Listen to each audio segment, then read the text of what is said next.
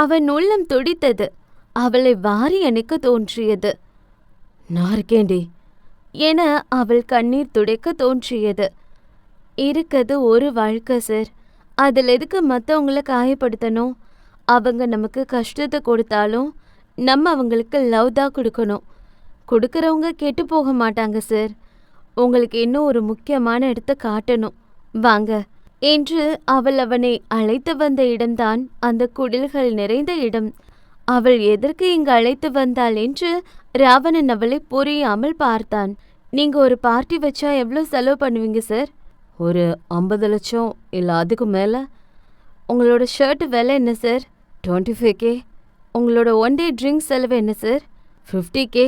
உங்களோட அனாவசிய செலவு பணம் இருந்தா இங்க இருக்க ஒரு குடும்பத்தோட வாழ்நாள் பிரச்சனையை சரி பண்ண முடியும். இவங்க யார் தெரியுமா சார்? அவன் தெரியாது என்றான். உங்க ஃபேக்டரியில வேலை பார்க்குற அடிமட்ட தொழிலாளர்கள்.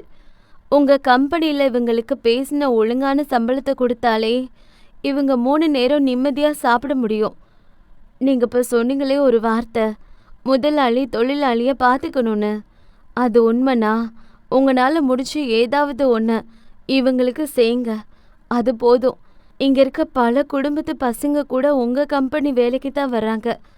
உங்க மாற்றம் இதுல இருந்தா நான் ரொம்ப சந்தோஷப்படுவேன் என்றாள். ராவணன் அங்கிருந்த குடும்பத்தை பார்த்தான்.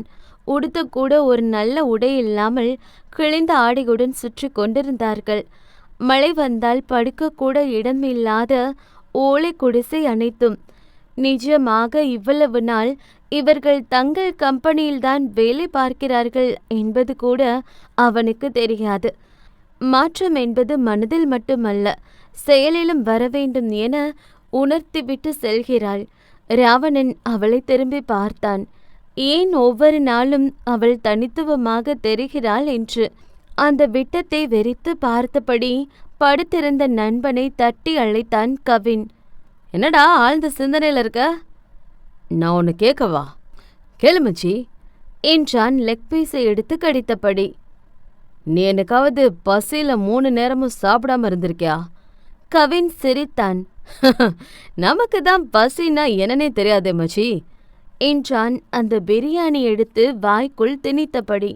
ராவணன் சிரித்து கொண்டான். ஆமால்ல, நமக்கு பசினா என்னன்னே தெரியாதுல்ல என்றான் எதையோ ஆழ்ந்து சிந்தித்தபடி. அத்தியாயம் 68. டே மச்சான், எங்கடா போறோம்? இதோடு 10வது முறையாக கேட்டுவிட்டான் கவின். உனக்கே புரியும் என்று பெரிய ஹோட்டல் முன் வண்டியை நிறுத்தினான் ராவணன். எனக்கு புரிஞ்சு போச்சு. ஸ்பெஷல் சாப்பாடு வாங்கி கொடுக்க போற, அப்படிதானே? இறங்கு என காரை பார்க் பண்ணிவிட்டு வந்தான். அப்பாடி, பெரிய ஹோட்டல்ல இருக்கே. ஆமா, இங்க என்ன ஸ்பெஷல்ரா என்று அந்த கண்ணாடி மிரரில் வைத்திருந்த டிஷ்ஷை கண்டு அவன் நாக்கால் உதட்டை ஒத்தனம் வைத்து கொண்டிருந்தான். சாப்பிட்டு தானே போறோம். இல்ல என்றான் அர்ஜுன். இல்லையா? ஏன்? நம்ம ஜஸ்ட் பார்க்க போறோம். பொண்ணா? இல்லை, ஃபுட். இன்னைக்கு முழுக்க நம்ம பட்னி கிடக்க போகிறோம். என்ன மச்சி, பிராங்க் தானே பண்ணுற? நோ, நிஜமாக தான் சொல்கிறேன். நீ தானே சொன்ன உனக்கு பசினா என்னன்னே தெரியாதுன்னு. அந்த பசியை இன்னைக்கு ஃபீல் பண்ண போகிறோம். அட பாவி, அதுக்கு தான் அம்பிட்டு பாசமாக கூட்டிகிட்டு வந்தியா? இந்த விபரீத விளையாட்டுக்கு நான் வரல என்று எஸ்ஸாக பார்த்தவனை பிடித்து நிறுத்தினான் அவன். நீ எங்கேயும் போக முடியாது. இன்னைக்கு பட்னி இருக்கோம், பசியை போக்குறோம். என்னடா நமிதாவை பார்க்க போற மாதிரி சொல்ற? என எந்த இடத்தில் ஃபுட் டேஸ்டாக இருக்குமோ அந்த இடத்திற்கெல்லாம் சென்று சாப்பிடாமல் அமைதியாக அந்த உணவை வெறிக்க வெறிக்க பார்த்துவிட்டு வந்தார்கள் இருவரும். டே, இப்ப எதுக்குடா சாப்பாட்டை கண்ணில் காட்டி சாப்பிட விடாம டார்ச்சர் பண்ற? இல்ல, ஒருத்தவங்க படுற கஷ்டத்தை அந்த இடத்துல இருந்து பார்த்தாதான் புரியும்னு தமிழ் சொன்னான். இப்படி தானே எத்தனையோ பேர் சாப்பாட்டை கண்ணில் பார்த்தும் சாப்பிட முடியாமல் இருப்பாங்க. அதைத்தான் ஃபீல் பண்ணிட்டுருக்கேன்.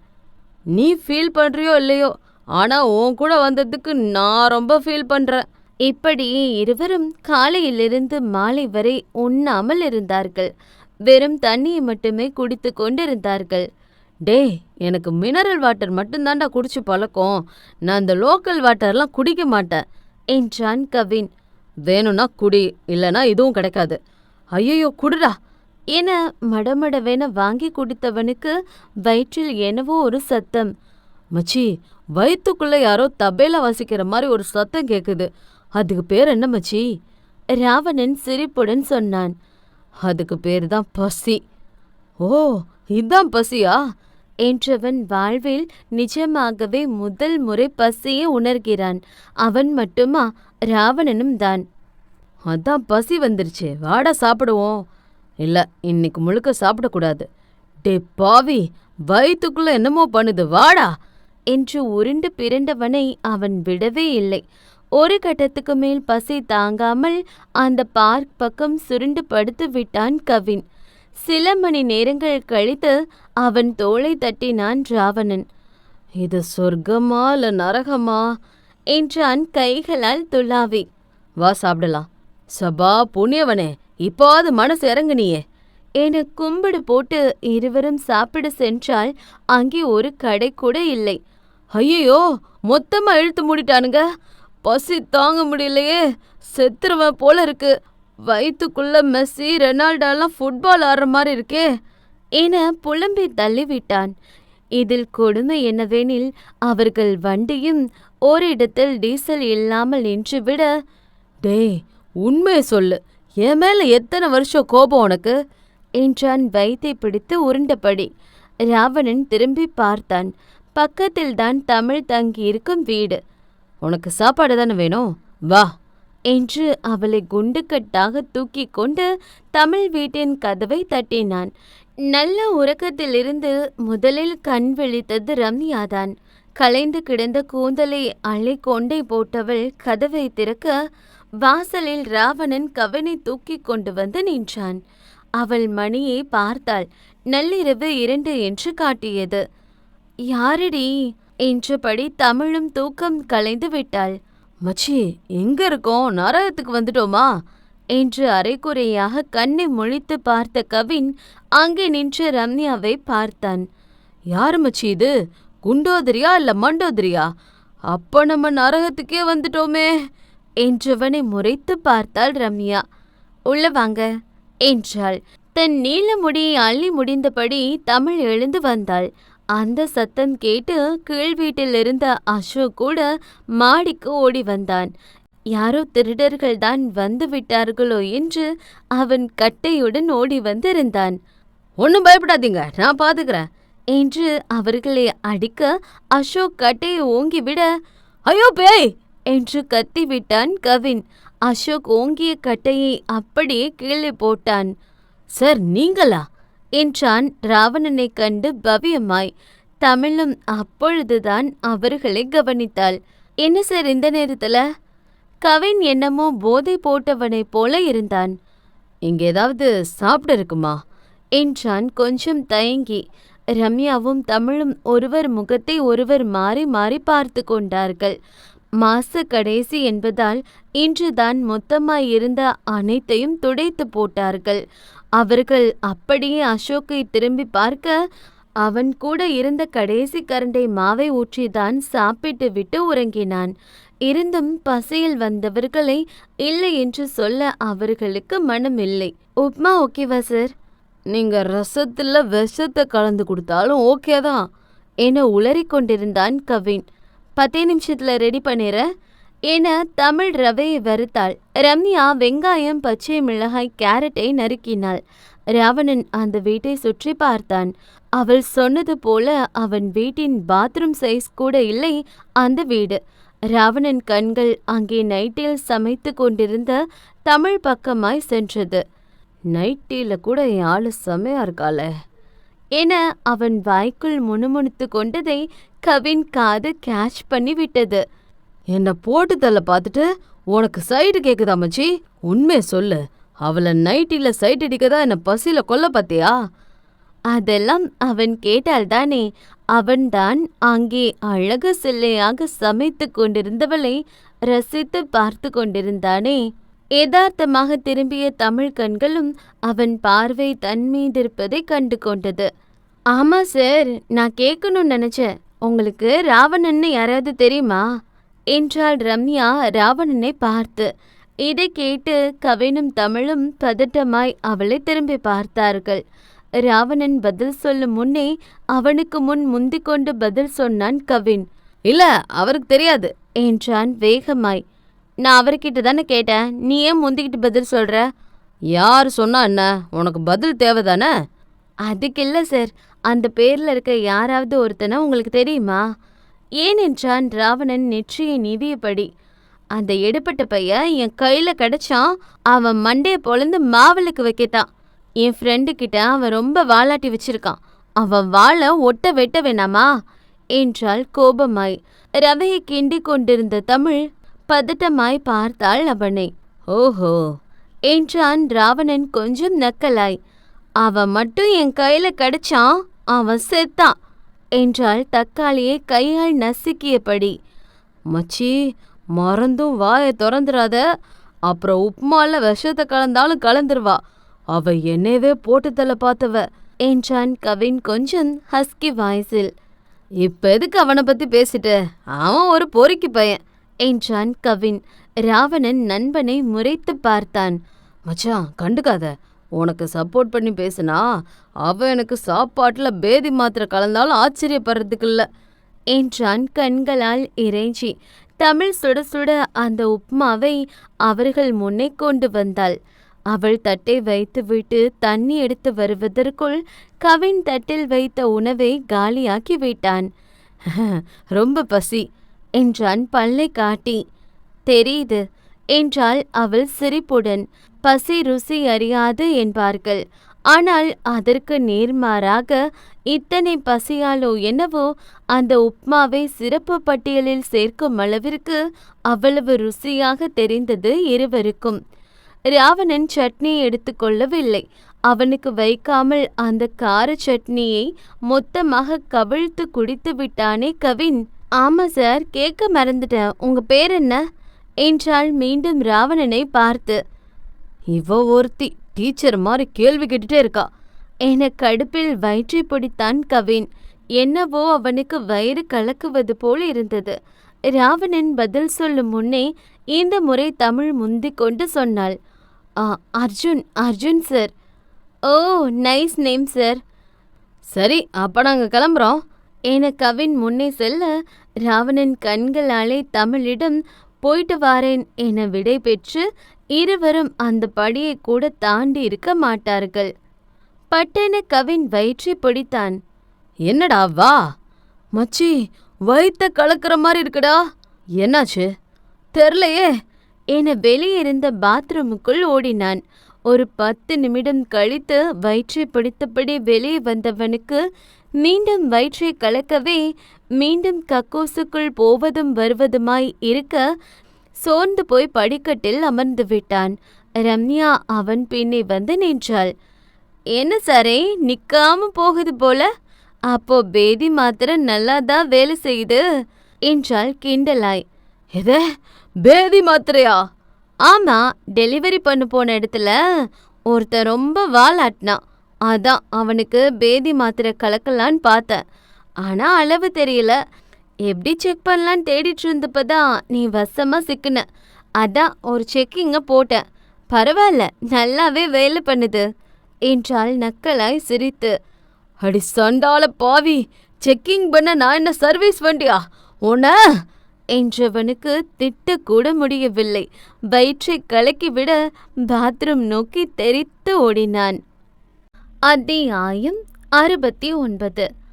அடி சண்டாளி, முன்னாடி டீல் பண்ணுவன்னு பார்த்தா பின்னாடி டீல் பண்ணிட்டாளே என்று பாத்ரூம் போய் பைத்தியமாகி விடுவான் போலும்.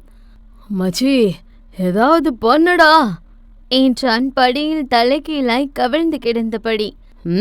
பொறுக்கின்னு சொன்னல, அனுபவி என்றான் அந்த சிகரெட்டை எடுத்து பற்ற வைத்தபடி ராவணன். பாவி, நேரம் பார்த்து பழி வாங்குறானே என்னை டயர்டாகி படுத்தே விட்டான். அசோக் பக்கத்தில் இருந்த டாக்டரை அழைத்து வர போயிருந்தான். ரம்யா நக்கலாய் அவன் அருகே அமர்ந்தாள். என்ன பேச்சு பேசுன, இனிமே ஓவரா பேசுவியா என்று அவன் வாயிலே 2 அடியே போட்டாள். அடி பாவி, அதுக்காக பேதி மாத்திரை கொடுத்து கொல்ல பாப்பியா கொலகாரி? வேணும்னா ஒன்று பண்ண, லவ் பண்றேன்னு சொல்லு, ஒன்னு நான் காப்பாத்துறேன். ஆமா, இவ பெரிய டாக்டரு. போடி முண்டக்கண்ணி. இன்னும் வாய் மட்டும் குறையல என்று இன்னும் 2 அடிகளை போட்டாள். டாக்டர் வந்து விட்டார். சின்ன பையனாகத்தான் இருந்தான். என்னப்பா டாக்டரை கூட்டிட்டு வர சொன்னா குழந்தைய கூட்டிட்டு வந்திருக்க? ஹலோ, நான் தான் டாக்டரு. அப்படியா? சாரி டாக்டர், நிக்காம போனதால கண்ணு தெரிய மாட்டேங்குது என்றான். அவர் செக் பண்ணி பார்த்து விட்டு ஒரு ட்ரிப் சேர்த்தி விட்டார். இந்த மாத்திரை கொடுங்க, சரியாயிடும் என ஒரு மாத்திரையை ரம்யா கையில் கொடுத்தார் அந்த டாக்டர். ஐயோ, அவகிட்ட கொடுக்காதீங்க, அவ தான் எனக்கு பேதி மாத்திரை கொடுத்து கொல்ல பார்த்தா என்றான் உளறியபடி. என்ன சொல்றீங்க? பேதி மாத்திரை கொடுத்ததால இப்படி ஆகல. ஓசியில கிடைக்குதுன்னு கார சட்னியை ரசம் மாதிரி குடிச்சிங்களா? கவின் யோசித்து விட்டு ஆமா என்றான். அதுதான் நிக்காம போயிருக்கு. அமிர்தமா இருந்தாலும் அளவா தான் சாப்பிடணும். ட்ரிப்ஸ் ஏறினதும் எடுத்து விட்டுருங்க என்று அவர் மாத்திரையை ரம்யா கையில் கொடுத்து விட்டு சென்றார். கவின் ரம்யாவை பார்த்தான். அவள் அந்த மாத்திரையை தண்ணீரில் கலக்கி வந்து அவன் முன்னே அமர்ந்தாள். ஆ காட்டு என்றாள். அவன் ஆ காட்டினான். அவள் அந்த மாத்திரை கரிசலை அவன் வாயில் ஊற்றிவிட்டாள். அவனுக்கு ட்ரிப்ஸ் ஏறி கொண்டிருந்தது. ஏன் போய் சொன்ன? என்ன போய் என்றால் ஒரு கதை புக்கை கையில் எடுத்து வைத்து. பேதி மாத்திரை கலந்து கொடுத்தானு. அது முழுசா போய்தான்னு சொல்ல முடியாது. கலக்கலான்னு நினைச்சது உண்மைதான். ஆனா அர்ஜுன் அண்ணாவும் இருந்ததால அந்த ஐடியாவை கைவிட்டுட்ட என்றாள். நீயும் கொஞ்சமா நல்லவதான் போல என்றான் பார்வையை வேறு பக்கமாய் திருப்பி. அப்படிலாம் நம்பிடாத. அடுத்த தடவை உன்னை வச்சு நான் விஷம் மாத்திர ட்ரை பண்ணலான்னு இருக்கேன் என்றாள் புருவம் உயர்த்தி. இவ பொன்னாலும் பண்ணுவா, கொலகாரி என கண்ணை மூடிக்கொண்டான் கவின். ரம்யா அவன் அறிய வண்ணம் சிரித்து கொண்டாள். இதை தள்ளி நின்று பார்த்து கொண்டிருந்த அசோக் சோகமாய் சுவரில் சாய்ந்து அமர்ந்தான். அவன் வீட்டில் வைத்துதான் கவினுக்கு ட்ரிப்ஸ் ஏற்றி கொண்டிருந்தார்கள். தங்களை யாரும் பார்க்கவில்லை என்பதை உறுதி செய்து கொண்ட ராவணன் மெல்ல படி ஏறி தன்னவளை பார்க்க சென்றான். தமிழ் சமைத்த பாத்திரங்களை கழுவி கொண்டிருந்தாள். தூக்கத்தை கெடுத்துட்டோன்னு நினைக்கிறேன். அவள் முதுகுக்கு பின்னே கேட்டவனின் குரலில் அவள் மெல்ல சிரித்து கொண்டாள். என்ன ட்ரை பண்றீங்க சார்? நான் என்ன பண்ண என்றான் அவளை மெல்ல நெருங்கி. எதுக்கு அர்த்தராத்திரில இப்படி? பசி எப்படி இருக்கும்னு செக் பண்ணி பார்த்தேன். ஓ, எப்படி இருந்துச்சு? புதுசா இருந்துச்சு என்றான் பெரும் யோசனைக்கு பிறகு. ஏழைங்க கஷ்டம் உங்களுக்கு விளையாட்டா இருக்கா? ஏய் என்றவள் பக்கத்தில் மீது வந்து நின்றவன் மீது அவள் தெரியாமல் கையில் வைத்திருந்த மீதமிருந்த சட்னியை கொட்டிவிட்டாள். அவன் வெள்ளை சட்டை நாசமாகி போனது. ஐயோ சாரி சார், நான் வேணும்னு பண்ணல. நீங்க திடீர்னு இங்க வருவீங்கன்னு நினைக்கல சார். அவன் அதையெல்லாம் பெரிதாக எடுத்துக்கொள்ளவில்லை. ஹே தமிழ், என்ன பாரு, நான் விளையாட்டு அதை பண்ணல. நிஜமா அவங்க இடத்துல இருந்து இதை புரிஞ்சுக்க நினைச்சேன். அதுதான் நீதானே சொன்ன, ஒருத்தங்களை புரிஞ்சுக்கணும்னா முதல்ல அவங்க இடத்துல நம்மளை வச்சு பார்க்கணுன்னு. அதைத்தான் பண்ண நினைச்சேன்.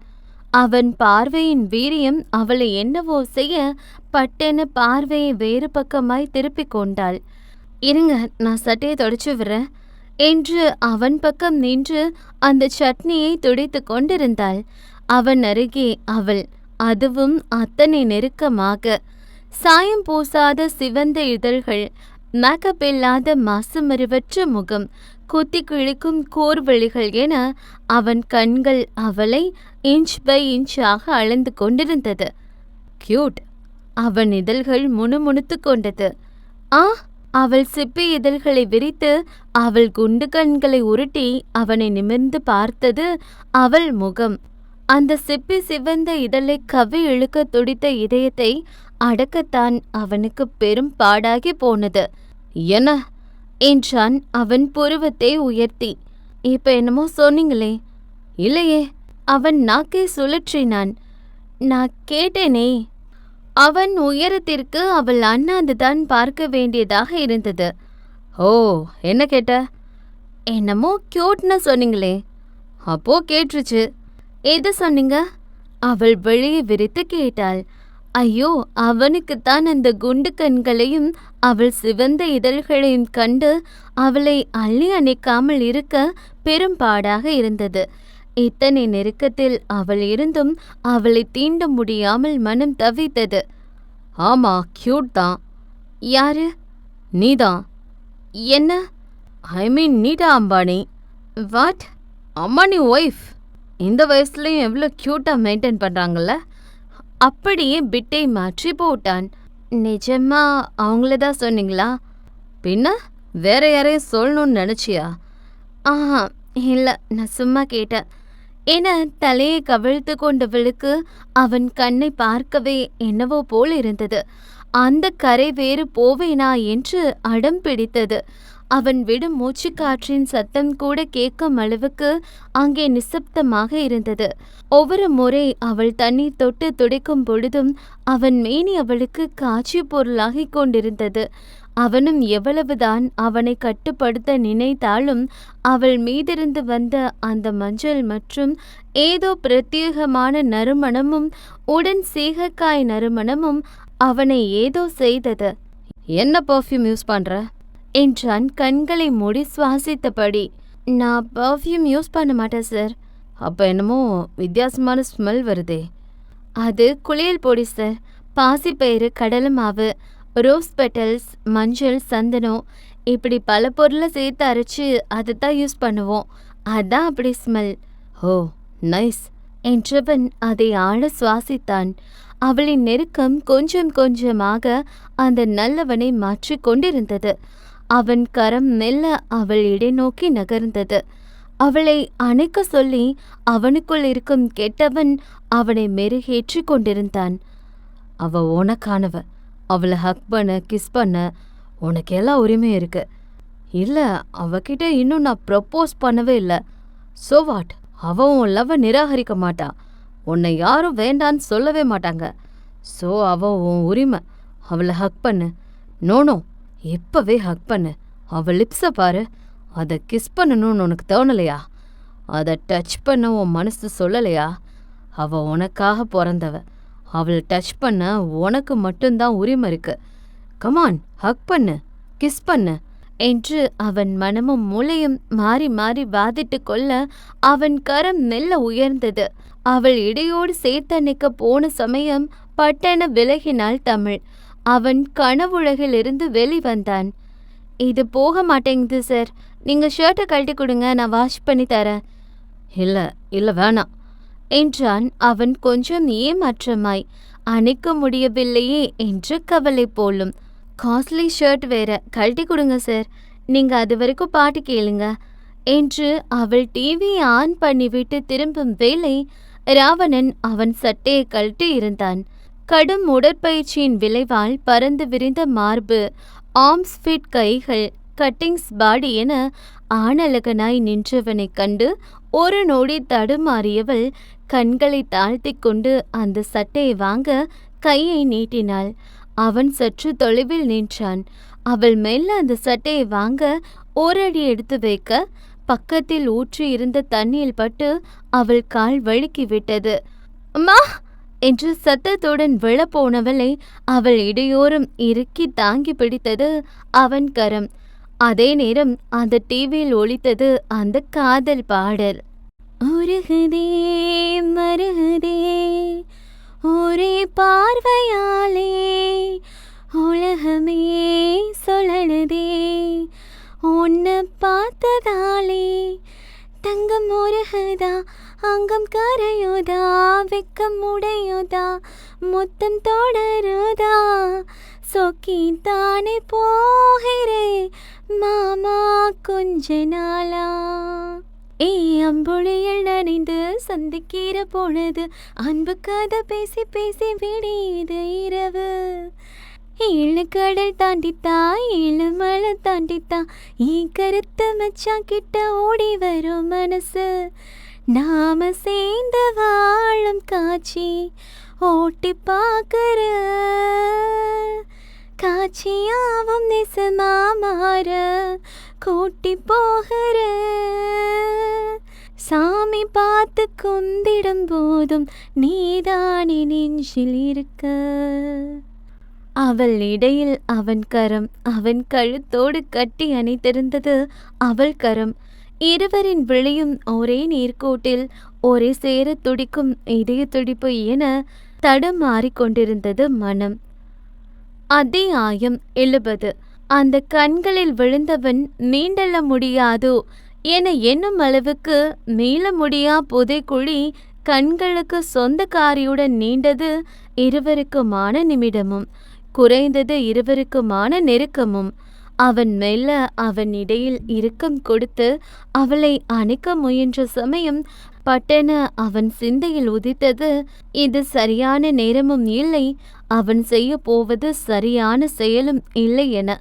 அடுத்த நொடி அவளை தள்ளி நிறுத்தியவன் அந்த வீட்டை விட்டு விலகி படிகளில் இறங்கி நடந்து சென்றான். அவன் இயல்பு நிலைக்கு திரும்பவே சில நொடிகள் தேவைப்பட்டது. அந்த ஆளில்லா சாலையில் நடந்து சென்றவன் கூச்சல் போட்டு கத்தினான். ஏன் அவள் நெருக்கத்தில் மட்டும் சுயமிழந்து போகிறான் என்று புரியவில்லை. அவள் அவனை மாற்றிவிட்டாள், மொத்தமாகவே மாற்றிவிட்டாள். அவள் அருகே அவன் யோசிக்க மறக்கிறான். ஒவ்வொரு நொடியும் அவளை பற்றிய நினைவுகள் மட்டும்தான் அவனை ஆட்சி செய்து கொண்டிருக்கிறது. அவன் சட்டையை இறுக்கி பிடித்த தமிழ் அந்த கண்ணாடி முன்னே நின்று அவள் பிம்பத்தை பார்த்து கொண்டான். இது தவறு என தனக்குள் சொல்லிக் கொண்டவள் கண்களை மூடியும் தூக்கம் வர மறுத்தது. அடுத்த நாள் அந்த தெரு ஓரமாயிருந்த சிசிடிவி கேமரா வழியாக எதையோ தேடிக்கொண்டிருந்தான் அசோக். சார், இன்னும் எவ்வளோ நேரம் சார்? முதலாளி திட்ட போறாரு. அந்த பையன் கடிகாரத்தை பார்த்து கொண்டான். அவ்வளோதான் என்றவனின் கண்கள் ஒரு குறிப்பிட்ட காட்சியை மீண்டும் மீண்டும் போட்டு பார்த்தது.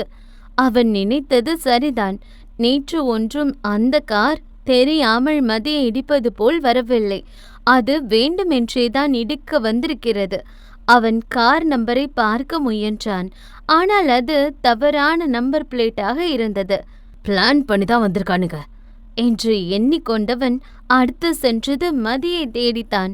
அந்த காலேஜுக்கு எதிரே இருந்த டீ கடையில் அவளுக்காக காத்திருந்தான் அசோக். அந்த புத்தகத்தை மார்போடு அணைத்தபடி முகமெங்கும் புன்னகையுடன் ஓடி வந்தாள் மதி. அவள் முகமெங்கும் எதிர்பார்ப்பு, சந்தோஷம் என சொல்ல முடியாத உணர்வு வெளிப்படையாக தெரிந்தது. உட்காரு என்றான் அவனுக்கு நேரெதிரே இருந்த நாற்காலியை கை காட்டி. மதி ஆர்வமாக அமர்ந்தாள். எனக்கு தெரியும் நீங்க என்ன பார்க்க வருவீங்கன்னு. என் மேல உங்களுக்கு பாசம் இருக்குன்னு தெரியும். மதி, நான் ஒரு முக்கியமான விஷயமா தான் உன்னை பார்க்க வந்தேன். இங்க பாரு, அன்னைக்கு உன்னை இடிக்கிற மாதிரி வந்த கார் உன்னை டார்கெட் பண்ணி தான் வந்திருக்கு. ரம்யா தான் உன்னை இதுக்குள்ளே இழுத்து விட்டதுன்னு எனக்கு தெரியும். ப்ளீஸ், இனிமே நீ இந்த ட்ரக் விஷயத்தில் தலையிடாத. அது பெரிய மாஃபியா கும்பலோட சம்மந்தப்பட்டிருக்கு. நேற்று உன்னை கொல்ல வந்தவங்க நாளைக்கு என்ன வேணாலும் பண்ணுவாங்க. அப்போ இதை சொல்லதான் வந்தீங்களா? என்ன பார்க்க வரலையா அசோக்? நான் கிளம்புறேன். இனிமே இந்த விஷயத்தை விட்டு தள்ளி நில்லு. என் மேல உங்களுக்கு பாசம் இல்லைன்னா, காதல் இல்லைன்னா நான் எப்படி போனா உங்களுக்கு என்ன? முட்டாள் மாதிரி பேசாத. நீ என் ஃப்ரெண்டோட தங்கச்சி. அவ்வளோதானா? ஆமாம். ஓ என விரக்தியாக சிரித்தவள் எழுந்து நின்றாள். அப்ப நான் என்ன பண்ணணும்னு நீங்க சொல்ல வேணாம், எனக்கு என்ன பார்த்துக்க தெரியும் என்று கடைக்கண்ணில் வழிந்த கண்ணீர் துளியை துடைத்து கொண்டவள் அழுது கொண்டே அங்கிருந்து ஓடிவிட்டாள். அவளுக்கு எப்படி சொல்லி புரிய வைப்பதென தெரியாமல் குழம்பி போய் நின்றான் அசோக். இத்தனை நாளாக மதியுடன் சென்றே பழக்கப்பட்ட ஜானு அன்று மதிக்காக காத்திருந்தாள். ஆனால் அவள்தான் அசோக்கிடம் சண்டை போட்டு அழுது கொண்டு சென்று விட்டாளே. அவள் வருவாள் என்று காத்திருந்த ஜானு இன்று அந்த போதை கும்பலிடம் மாட்டிக்கொண்டாள். இப்பொழுதுதான் அவள் கொஞ்சம் கொஞ்சமாக அந்த போதையிலிருந்து மீண்டு வந்து கொண்டிருந்தாள். ஆனால் அதை கெடுப்பது போல வந்து சேர்ந்தார்கள் அந்த கும்பல். ஏய், அங்கே பாருங்கடா, யார் நிற்கிறான்னு. இன்னைக்கு நம்ம கிட்ட வசமா சிக்கிட்டா என்று அவளை சுற்றி வளைத்தார்கள். அவர்களை கண்டு ஜானு கொஞ்சம் பயந்தாள். என்ன ஜானு, இப்பெல்லாம் ஆளவே பார்க்க முடியல, பொருள் வாங்க கூட வரமாட்டேங்கிற, எல்லாத்தையும் மறந்துட்டியா என்றார்கள் அவள் முன்னே போதைப் பொருளை பயன்படுத்தியபடி. ஜானு மனம் அதை கண்டு கொஞ்சம் கொஞ்சமாக மாறியது. வந்து எனக்கு கொஞ்சம் வேலை இருக்கு, நான் கிளம்புறேன் என கிளம்ப எத்தனித்தவளை அந்த கும்பல் விட்டால் தானே. இப்ப புதுசா ஒரு ஐட்டம் வந்திருக்கு, யூஸ் பண்ணி பாரு என்றார்கள். இல்ல, வேணாம் என அவளும் எவ்வளவோ அதிலிருந்து விலகி ஓட நினைத்தாலும் அவர்கள் அவள் மனதை மாற்றி விட்டார்கள். கடைசியாக இத்தனை நாளைக்கு பிறகு மீண்டும் அந்த பொருளை பயன்படுத்த துவங்கிவிட்டாள். இத்தனை நாள் கஷ்டப்பட்டு மதி செய்த முயற்சியெல்லாம் வீணாக போனது. தோழி புதைக்குழுக்குள் சிக்கிக்கொண்டது தெரியாமல் தன் அறையின் மெத்தையில் விழுந்து கண்ணீர் விட்டு கொண்டிருந்தாள் மதி. வழக்கம் போல் தமிழ் ராவணன் வீட்டுக்கு வரும்பொழுது வீடே பளிச்சென மின்னிக் கொண்டிருந்தது. வீட்டில் ஒவ்வொரு வேலைக்கும் ஆள் போட்டு வைத்திருந்தான் ராவணன். அதையெல்லாம் குழப்பமாய் பார்த்தபடி இவள் ராவணனை தேடி சென்றாள். அவன் தோட்டத்துக்கு பக்கம் அமர்ந்து நாய்க்கு பிஸ்கட் போட்டு கொண்டிருந்தான். சார், ஆ என்ன நடக்குதுங்க? பார்த்தா தெரியலையா, நாய்க்கு பிஸ்கட் போட்டுட்டு இருக்கேன். நான் அதை கேட்கல. வீட்டுக்கு வேலை பார்க்க ஆள் போட்டிருக்கீங்க. ஆமா, நீ தனியா கஷ்டப்படுறல, அதான். அப்ப நான் என்ன பண்றது? உனக்கு வேற வேலை வச்சிருக்கேன், இனிமே நீ இந்த வேலையெல்லாம் பார்க்க வேணாம். புரியலே சார். புரியும், அதுக்கு முன்னாடி நாம வேற ஒரு முக்கியமான இடத்துக்கு போகணும், கிளம்பு என்றான். தமிழுக்கு ஒன்றும் புரியவில்லை. அவன் சொன்னது போலவே அவன் பின்னே சென்றாள். தமிழை இவன் பெரிய ட்ரெஸ் கடைக்கு அழைத்து சென்றான். இவன் என்ன செய்கிறான் என்று இவள் புரியாமல் பார்த்து கொண்டிருந்தாள். அங்கிருந்த ஒரு சேல்ஸ் பெண்ணை அழைத்தான். இவங்களுக்கு ஏத்த மாதிரி நியூ கலெக்ஷன்ஸ் காட்டுங்க. சரி, என்ன பண்றீங்க? இவள் ஹஸ்கி வாய்ஸில் கேட்டாள். பார்த்தா தெரியலையா, ட்ரெஸ் எடுக்கிறேன். எனக்கு வேணாம் சார். நான் ஒன்றும் உனக்கு ஓசியில் வாங்கி தரல, இதை சம்பளத்திலேருந்து கழிச்சுப்பேன். எப்படி இருந்தாலும் எனக்கு வேணாம் என்றாள் அவள் உறுதியாக. உனக்கு வேணாம், ஆனால் என்னோட பர்சனல் செக்ரட்டரிக்கு வேணும்ல. வாட்? அவள் அதிர்ந்தாள். யோசிச்சு பார்த்தேன், உங்ககிட்ட நிறைய நல்ல ஐடியாஸ் இருக்கு, நல்ல டேலண்ட் இருக்கு. ஸோ உனக்கு ஏற்ற வேலையை கொடுக்கலான்னு முடிவு பண்ணிட்டேன். எனக்கு வேணாம் என்றாள் அவள் தயங்கி. ஹலோ மேடம், இங்கே உங்கள் பெர்மிஷன் தேவையில்லை, ஏன்னா நீ எனக்கு கடன் பட்டிருக்க. ஸோ நான் சொல்கிறத நீ கேட்டுதான் ஆகணும், புரியுதா? அவன் எடுத்ததில் கொஞ்சம் வெஸ்டர்ன் உடைகளும் இருக்கத்தான் செய்தது. சார், நான் அந்த மாதிரி போட மாட்டேன். இனி நம்ம முக்கியமான மீட்டிங் விஷயமா வெளியே போக சான்ஸ் இருக்கு. ஸோ உனக்கு இதெல்லாம் தேவை என பெரிய பில் போட்டு எடுத்து வந்தான். அடுத்ததாக அவளை தன் ஆஃபீஸ் அழைத்து சென்றான். பல நாளுக்கு பிறகு தமிழ் ஆஃபீஸ் வந்தாள். பாரா, ஒரு வழியா வேலைக்காரி வந்துட்டா. வேலைக்காரி, இங்கு வாடி, எனக்கு டீ எடுத்துட்டு வா என அங்கே வேலை செய்யும் பெண் ஒருத்தி நக்கலாக சொல்ல, தமிழ் அதற்கும் மாட்டேன் என்று சொல்லாமல் அதை கொண்டு வர சென்றாள். அப்பொழுது பட்டென அவள் கையை பிடித்தான் ராவணன். என்ன பண்ற? இல்ல, அவங்க டீ கேட்டாங்க, அதான். ஏன் அவளுக்கு கை இல்லையா? எல்லாரும் ஒரு நிமிஷம் இங்க பாருங்க. இனிமே உங்களுக்கு ஒரு விஷயம் வேணும்னா அதை நீங்க தான் எடுத்துக்கணும். உங்க டெஸ்க் நீங்க தான் சுத்தம் பண்ணணும். அது மட்டும் இல்ல, இனி தமிழ்வெளி என்னோட பர்சனல் செக்ரட்டரி, அவங்களுக்கு கொடுக்க வேண்டிய மரியாதையை கொடுக்கணும். இல்லைன்னா என்ன நடக்கும்னு தெரியும்ல என்றான் அந்த பெண்ணை முறைத்தபடி. அந்த பெண் பயந்து கொண்டு வந்து தமிழிடம் மன்னிப்பு கேட்டாள். சாரி மேடம், தெரியாம உங்களை வேலையை விட்டேன், இனிமே இப்படி பண்ண மாட்டேன் என்று பம்மினாள். இத்தனை நாள் அவளை இலக்காரமாக பார்த்தவர்கள் இன்று அவளை கண்டு பயந்து ஒதுங்கி சென்றார்கள். சிலர் சிநேகமாய் புன்னகை செய்து சென்றார்கள். இவள் குழப்பத்துடன் ராவணன் அறைக்குள் சென்றாள். இங்கே என்னதான் நடக்குதுன்னு கொஞ்சம் சொல்றீங்களா சார்? இப்ப எதுக்கு திடீர்னு இந்த மாற்றம்? இனி எல்லாம் அப்படிதான் என்றான் அவன் இருக்கையில் அமர்ந்தபடி. இவ்வளோ நாள் நான் வேலைக்காரியா தானே இருந்தேன். இனி நீ தான் அந்த கம்பெனியோட முதலாளி என்றான் முனங்கலாய். என்ன சொன்னீங்க? என பட்டென ஒரு தட்டு தட்டி எழுந்தவனை கண்டு அவள் பயந்தே போனாள். இங்க நான் முதலாளியா இல்ல நீ முதலாளியா? நீங்க தான், கொஞ்சம் மிரட்சியுடன் சொன்னாள். அவன் கேள்வி கேட்டபடி அவளை நோக்கி நடந்தான். அப்ப யார் முடிவெடுக்கணும்? நீங்க தான். ஆ என்றான் அவளை உரசும்படி வந்து. அவள் சுவரோடு ஒட்டி நின்றாள். அப்ப நான் சொன்னதை மட்டும் செய், கேள்வி கேட்காத, புரியுதா என்றான் மிரட்டும் பார்வையில். அவள் மிரண்ட விழியுடன் சரி என்றாள். குட் கேர்ள் என்றான் அவள் கண்ணன் கிள்ளி அவன் குறும்பாய்.